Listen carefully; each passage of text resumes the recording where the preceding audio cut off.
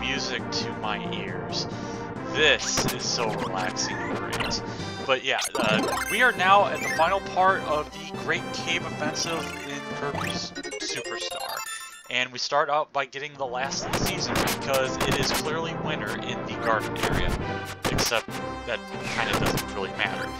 But yeah, probably one of the easier secrets to get, except not really, but I just like this. I kind of like this garden area. I almost want to say it's my second favorite because I can get most of the treasures. I mean, I can definitely get them all in the, what's it called, the sub-tree area, but this is just, it's just more relaxing to listen to the crystal-themed garden music of Kirby's Dream Land, which I almost wanted to say was Fountain of Dreams, except it kind of not quite, as we have to fight all the currents and avoid getting ninja'd at the worst possible moment. But the reason why why there was an odd cutting is because the safe house was after a couple of the treasures, and I wanted to actually have the treasures in this last part of Great Cave Offensive bits series, in series quote, but probably the hardest part of this last section, the Great Cave Offensive with the garden area, is that some of them may look a little bit cryptic. Well, okay, that's not exactly cryptic, but there are some that can be potentially annoying, as there are a few cannons here, some which you hit by switch, some that you have to actually light yourself. This little part, you have to be really careful which bomb blocks you explode, because if you hit that bottom one, you're not getting the treasure, because naturally there's no way to get in, but it's a bit of trial and error, but yeah. So, in order to get to where we want, we need to blow up that bomb block, and I did almost a little bit of a sequence break, except, yeah, I didn't blow up the last star block, but instead I just did that. There's a way where if you just propel boost, and I'm just trying to... Okay, did I actually hit the thing? Yeah, I did. I almost confused it with the middle cannon again, but you get to this cloudy Nimbus Land sort of area type, and we do have some simple treasures where you just need to hit the right button and you can get Expandong's barrel. That didn't even flow right, and it's probably the obvious reference, except I don't really know how, and I'm not familiar, but I'm still making Donkey Kong 64 references as we get a Ramia scale. Now, I almost was just thinking, shouldn't it be like Lamia scale, or is Ramia supposed to be like a certain kind of Lamia queen person thing? Except I have no clue because I don't know my mythology type of occult stuff, as I wish I did. Even if I'm sort of getting myself back into playing the Persona games and playing 5, which is maybe a reason why I haven't gotten to do a whole lot, but at the same time I just will need to get more content out. But I'm completely ignoring the fact... Okay, now here's a really annoying one. There's a star block, and in most cases you would not be able to hit that star block because you'll be in Kirby's puffer form, but apparently if you try to float all the way up, release a power, or I mean, release a helper and have no power, you can inhale the block, and then you can just do it like that. I don't really know how they intended you on actually getting there, but that's kind of what I ended up doing. But now here's another annoying treasure to get, which requires some exact precision using the combine the wheelie rider combination. What you need to do is memorize which hills you need to jump over in order to get past that, and then you just barely make it in time.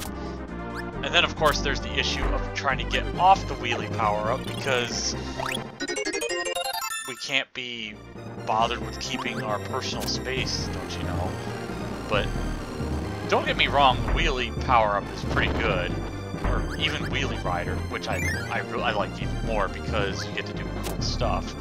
I mean, you got the motorcycle helmet with goggles, the awesome looking wheelie helper, which I almost lost by getting the stupid sleep ability, but yeah, this one, yeah, and of course we can't grab treasures still because and somehow I was able to get off and actually get the power up, but yeah, this is some pretty good physics with the star blocks not being able to actually fall back down once you take out one. It kind of doesn't even matter, really.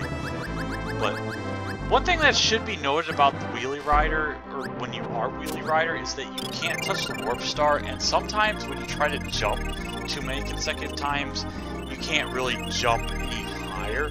At least that's kind of what I saw it to be. But that's one area down. Instead of going in order, we actually need to go to the one on the right, and somehow I didn't take out the Scarfy, except I just headbutted it into oblivion. As we continue to face through the cannons because, well, we can't use our own power-ups to go inside them, or something. Pegasus Wing, I don't exactly know what that was a reference to, but it's probably nothing important. Even if I do check right now, which is, oh, one of the 3 sacred treasures in Kid Icarus, that's what it is. But, now, this area against, or at least against Bugsy, I kind of wish I did a little better, except, actually somehow got a double hit because I got the, yeah, I probably mentioned, but one of the issues is that it's really easy to get comboed. And you also have to beware of Bugsy because those stupid ladybugs can, if you suck up one, the other one can just decide to block your shot. And of course, if you get grabbed, you're kind of screwed. And also, I don't think I could have grabbed that power. And I probably should have kept Suplex, except, oh, I know why I didn't grab it. Because eventually I realized, oh wait, did I leave a Max Tomato up here? Yes, I did. And there's a wheelie just right there, so that I can do some more riding shenanigans, except that I didn't do it right there. Instead, oh, now I grab it, because I think this is where I finish up the rest of Great Cave Offensive with this. Spoiler alert, except not really, but, yeah, and also beware of falling bombs and getting hit by boomerang cutters that are ready and waiting for you. Also, these enemies right here are having a lovely party, but we have to say goodbye and get our goods because we are actually getting up there in the treasure amount. Now, I didn't mention this earlier, and for a second I actually thought I lost an ability. And for a brief moment, you saw the helper being pulled up by Kirby, which sometimes can happen. I don't know if it happens when you have no, actually no, it doesn't. But now this is actually a case, or probably one of the only cases where you actually do need to have the crash ability, since you can't use most of your powers underwater, and most of them, like Hammer and Paracel, won't even be able to hit the switch, at least to my memory. But we have over 9 million in gold, so we only have 2 treasures left, and one of them is pretty legendary to say the very least. But the first of the last 2 we need the cutter in order to cut these platforms, and we have to be really careful which one we hit or slice. We need to go and do this one. We skip out on a 1-up, but we can actually get this treasure. Now, I think you can despawn the platforms that you cut and try again, and you also can't go through them, which, well, it's logical that you could, I guess, except it's not always logical, but that's besides the point. But the last one we need is not down here, although there is a tomato, so that actually does help. No, there's actually, well, no, actually, this is a one-way, but the treasure is at the end of all these springs that try to annoy you, and that's pretty much all they're meant to do. Fortunately, you can walk into them, and then you don't have to worry about being bounced. Also, another case in point of Wheelie not going away, except when he actually just bounces off the springs and does all the other stuff. But inside is the final treasure, the Triforce, or Deer Force as we should call it. Or no, I don't even know where that name came from. I think it probably came from one of the Star Fox games. But we're gonna grab the ice power up because we don't really need it, because we're gonna use the Wheelie Rider for this boss. This is Wham Bam Rock, which is pretty much the stereotypical head and hands boss of Nintendo, because it's in Kirby, it's in Zelda, it's in Mario, it's in another game that I can't think of. I could probably go to TV tropes to figure it out, but no thanks. To kill him, you just have to take out its, or you have to hit its hands for damage, and that's pretty much it. The head does not matter. You do need to be aware of, oh, I didn't even mention Smash Bros, duh. But this is a boss you can completely annihilate by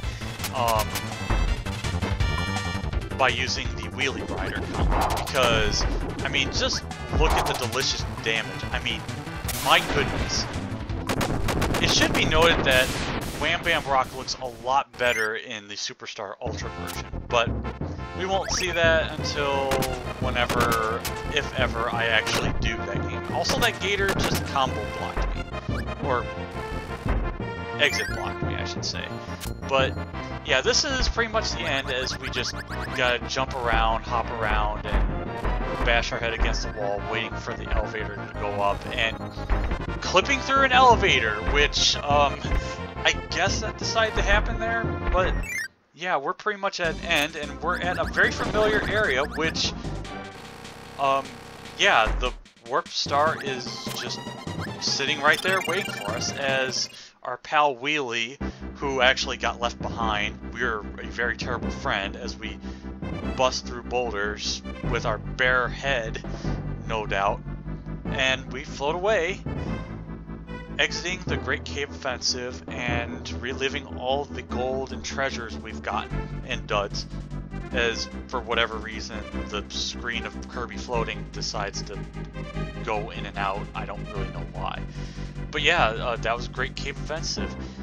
Now, I would say this is probably people's least favorite sub-game, probably because of getting all the treasures, or, well, I mean, it's really up for debate, and in a way I would almost consider it my least favorite, and I was definitely not looking forward to this, but in all honesty, this went a lot better than I expected it to go. But then again, if I tried to do this on one try without practice, this would not have been pretty, and somehow this attempt was deathless. I'm really not sure how, and at times, I mean, with some of the games like Dynablade and Spring Breeze, actually I don't even think Spring Breeze was the case, I ended up redoing attempts because I died really stupidly or to BS reasons.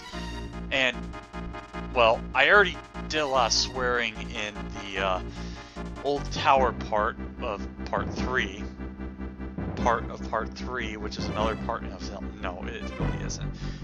But, I mean, the music in Great Cave Offensive is pretty good. I mean, I'm not particularly big on the sub-area Old Tower music, but I love this bit of the Great Cave Offensive theme, and then the Crystal Garden area. And then of course there's the bosses too, which are, I mean, we didn't really get as much introduction to them, but we will be seeing them again in some form or another, which I guess I could just say that we will be seeing them all in a couple of sub-games coming up.